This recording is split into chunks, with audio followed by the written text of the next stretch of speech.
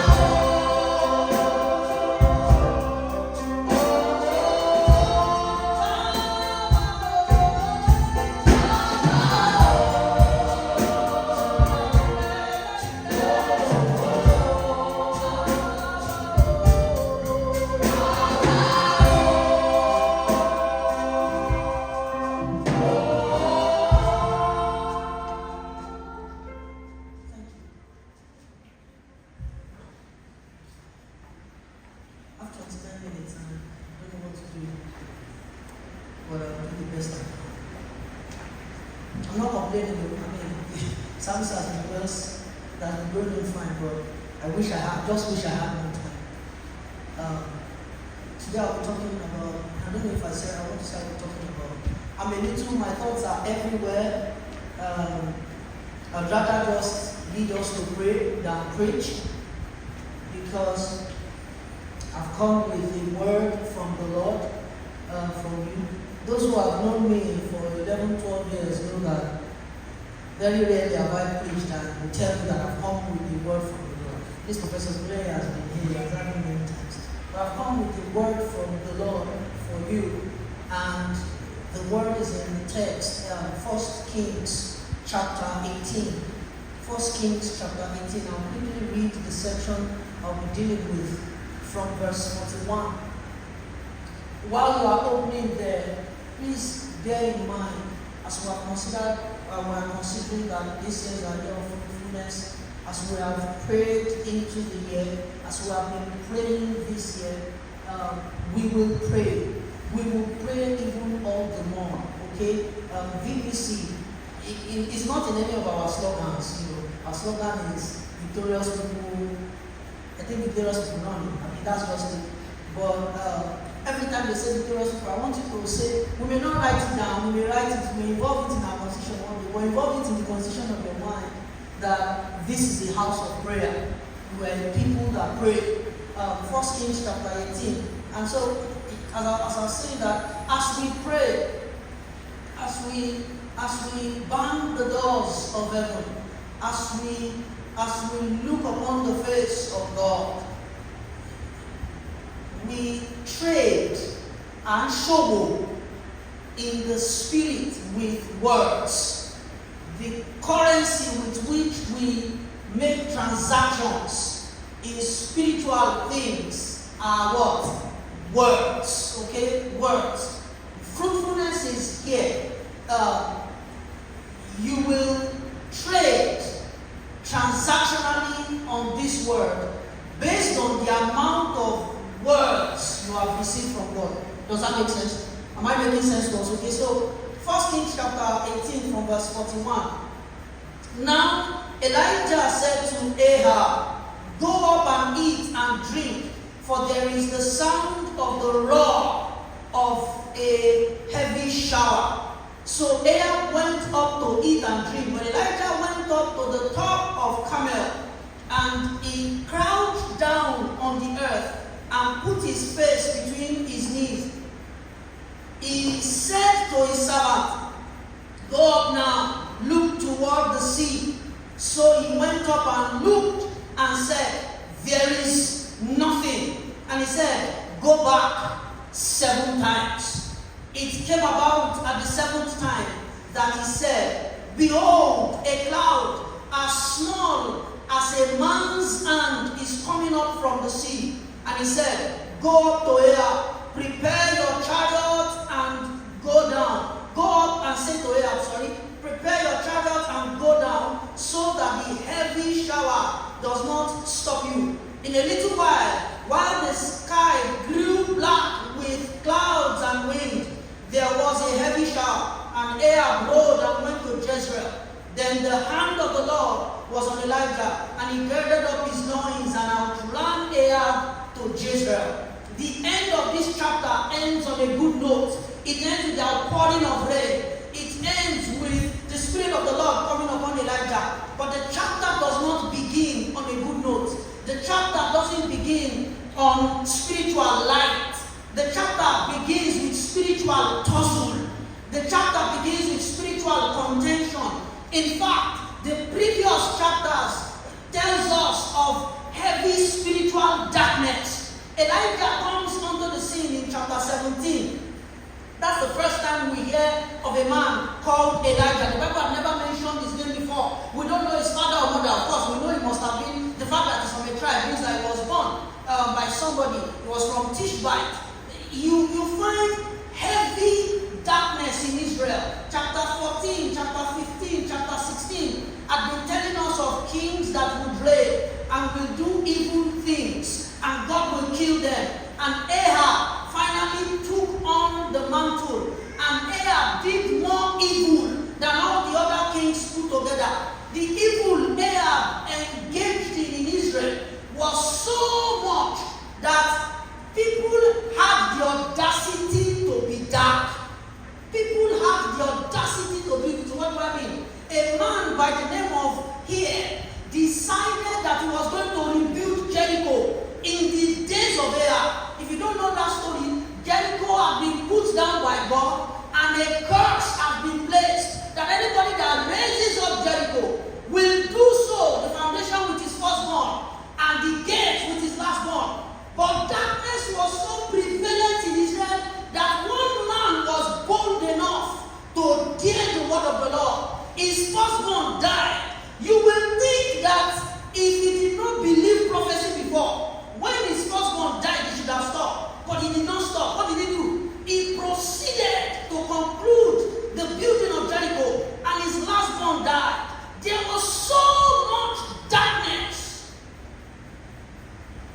There was so much darkness. By the time we get to chapter 18, Elijah gets, he had declared that there would be no water, there would be no rain by the word of the Lord in the land. There was a famine everywhere. There was starvation everywhere. So there was spiritual tussle.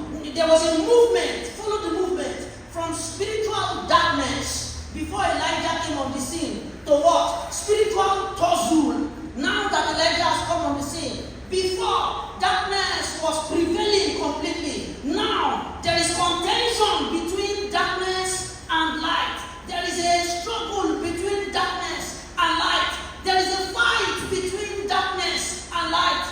Elijah declared by the word of the Lord that there will be no rain. And for 3.5 years, there was no rain. God kept taking care of his servant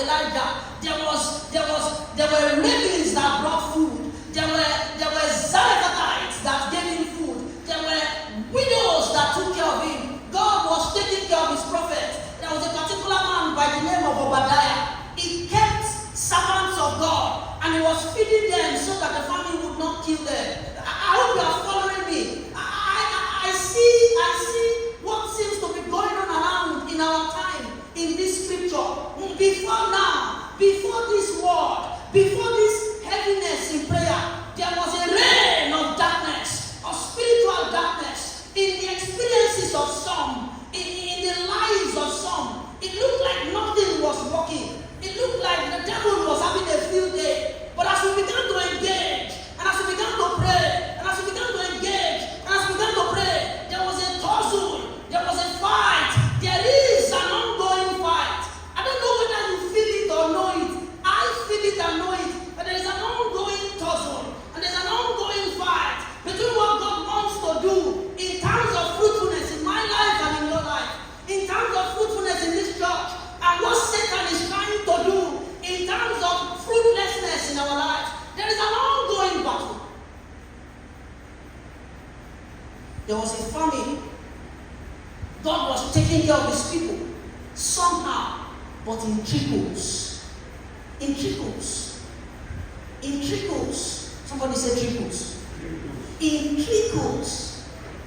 I don't know. Everybody wants a miraculous provision and so on and so forth. But I really don't. For the longest period, most of us have lived like Elijah and the prophets that Obadiah healed. God is taking care of us, but is in what? Trickles. They are hiding water to give to us. They are hiding food to give to us. We are stumbling on widows that are taking care of us. We are stumbling on ravens that are taking care of us. But all this will stop if only there will be rain. Did you get what I just said? All this will stop. There will be abundance if only there will be rain. I don't know about you, but I don't want to continue to feed from the mouth of birds and from the mouth of widows. I want things to grow around me. I want my land to bud and blossom. I want there to be rain in my life. So Elijah comes up. Finally shows up one day, tells Obadiah, say, tell your God that I'm coming. Tell your God that I'll come. Obadiah says, he will kill me. Everybody has been looking for you. He will kill me. And there was a showdown. There was a spiritual battle. There was a showdown between Elijah and the prophets of Baal. But the prophets of Baal could not do the things they needed to do. Elijah called forth fire. He told them to fill the water, and then they called for fire. Fire came down from heaven at the hour of prayer, and the people turned to God. When they saw the fire, the people shouted, "The Lord is God! The Lord is God!" If you read scripture and you are reading it in English, you will not get it. Literally, the people were shouting, "Elijah!" Elijah means the Lord is God. El, the Lord. Oh no, sorry. El is God. Jah is the Lord. His name, Yahweh. Jah. El is God. So literally, the people were shouting what? Elijah! Elijah! You would think they were calling Elijah, but they were actually praising the Lord. There's a play on word in the Lord is God and the name of Elijah. The people were shouting, Elijah! Elijah! The Lord is God! The Lord is God! They turned to God. They repented and turned to God. Quick! If you are here, you are not on God's side. Even if it rains,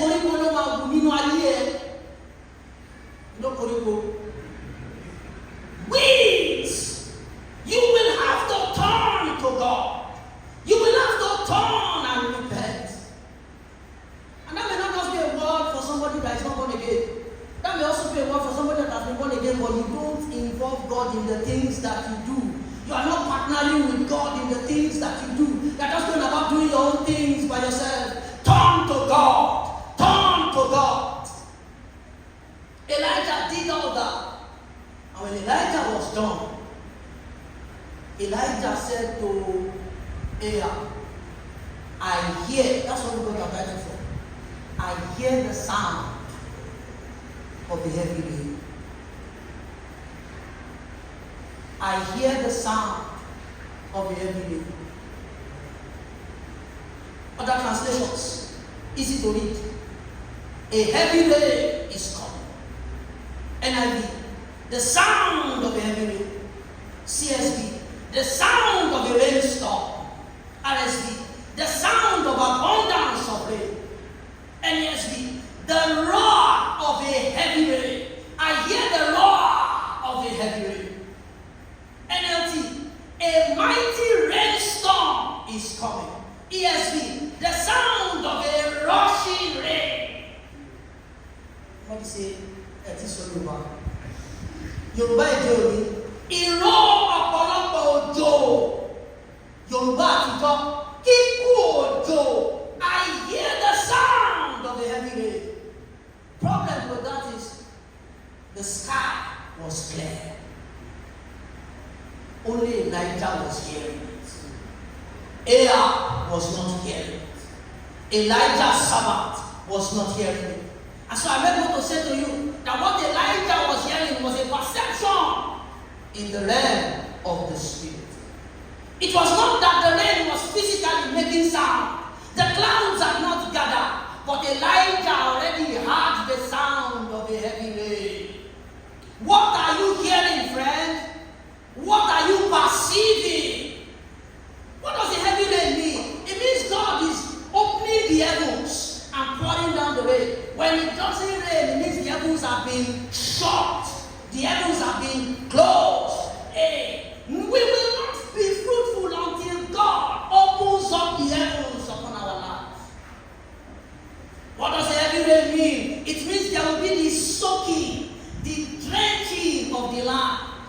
You know, in the Bible study, we've been talking about Greek front and back, front and back, front and back, front and back, front and back in the last few months. We have learned more Greek than I've learned more Greek in the last few months than I've ever learned in my life. And I know that when it does not rain and you put the seed into the ground burns up the seed. Seeds have been burned up, friends. Many of you have labored. You have dropped CVs. You have dropped this. You have dropped that. You have sown seeds. You have spent hours. You have done all you need to do. And you have done more than you should do. But the seeds have entered into the ground. And the ground has burned them up. Because the ground has been dry. There needs to be a rain. I hear the sound of the heavy rain. What do you hear? How are you listening? How are you listening? How are you listening? When Elijah was done saying that, he said to his servant, he went up to Mount Carmel to pray. He went up to Mount Carmel to pray. And he said to his servant, go and look. The Bible says he bowed his head to the ground in between his knees. Probably something like this. And his head was touching the ground. He said, go and look. First time, there was nothing. Second time, then Elijah kept praying. There was nothing. Third time, there was nothing. Up to the seventh time. Most of us are used to quoting James chapter 5 verse 17. All of us say, Elijah was a man of like passion like us. And he prayed that there will be no rain. And for 3.5 years, there was no rain. And he prayed again, and there was rain. And we think, because we quoted that verse in 1 second, that Elijah prayed the prayer in 1 second. Elijah saw that rain was coming in the spirit. But it took 7 heavy times of head bowed and praying till the rain came in the physical. What are you hearing? And will you stay long enough till what you have caught in the spirit becomes a reality in your physical? What are you hearing? What are you hearing? The psalmist said to Elijah, finally, the 7th time, he said, I see the clouds coming from the seas like the hand, the small hand of a man, the hand of a man. Elijah said, that's enough for me. The rain is coming. Go and tell Ahab to run ahead to Jezreel, or else the rain will stop him. What do you see, brother? What do you see, sister? If only it is the hand of a man. Logically speaking, a heavy rain requires a cloud that is bigger than the size of a man's hand. Yes or no? Yes, sir. However, when we see in the spirit, the size of a man's cloud is enough to bring the rain. The size of a man's hand forming on the cloud is enough to bring the rain. That call you received last week, last month, whenever it is you receive it, of God moving in the direction of your fruitfulness is enough to make you fruitful. Whoa, don't wait till they write the letter. The fruitfulness is at your door. Don't wait till an uncle calls you that the job has come. The fruitfulness is at your door. Don't wait, don't wait. The fruitfulness is at your door. I hear the sound of a heavy rain. I see the gathering of the clouds of rain like the small hand of a man. What do you see? Rise up on your feet, let's pray. What do you see? What are you hearing? What are you hearing? There is more to say in my sermon, but I want us to pray. I want us to pray. Hey, what do you see? What do you hear? I hear the sound of a heavy rain. What are you listening to? What do you hear? I hear the sound of a heavy rain.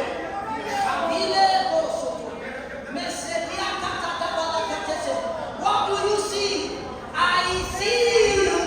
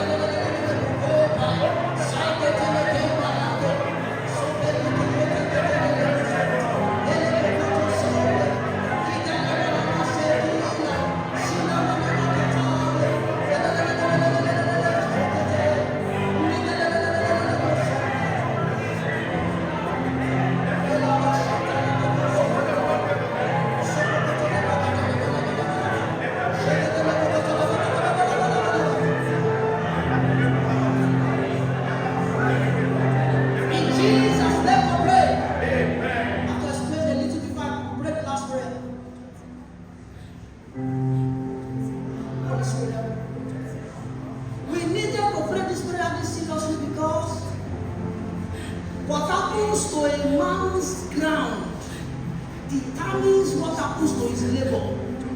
When God caused them in Genesis, he said, either cause to be the ground for your sake. I don't care how much you labor. If your ground is cursed, your labor will die in the ground. Your seed will die in the ground. But I hear the sound of an abundant rain. I hear the sound of an abundant rain.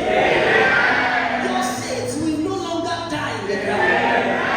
Your labor will no longer die in the ground. Your sweat will no longer be in vain in the ground. The heavens over you will become rain. The heavens over you will be pulled back, and the rain will pour upon your life, upon our church, upon Maranatha. And the Bible says that as it began to rain, Elijah needed the Spirit of God to outrun Ahab. It is one thing that your ground has been blessed. It's another thing that an empowering of the Spirit comes upon you to catch up. You will pray for yourself. You can release those hands. Now, Father, as it begins to rain, let your Spirit empower me to outrun. To outrun. Shala.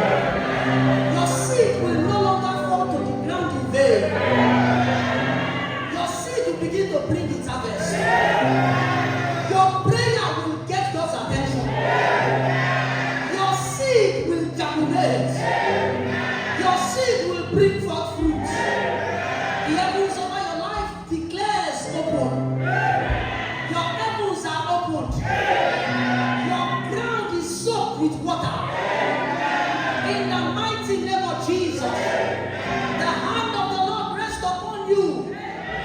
You will outrun your peers.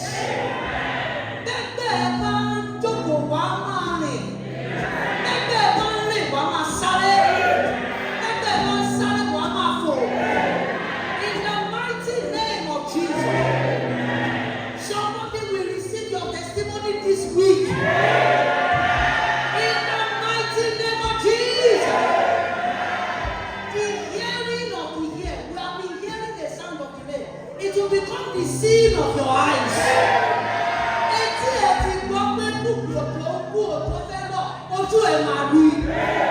In the mighty name of Jesus, Lord, I hand over myself and your people to you. Do with us that which you have proposed in your heart. Holy Spirit, do with us what you have proposed to do.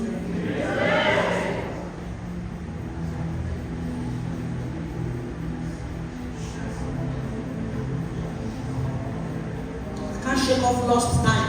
Everyone that has lost time, you will catch up. Everyone that has lost time, you will catch up. Everyone that has lost time, you will catch up.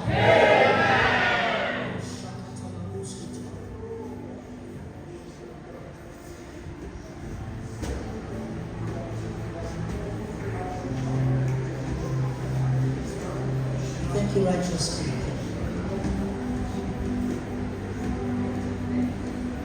I wish you have some 3 to 4 minutes to just spend before the Father. Just worship Him. Please just worship Him.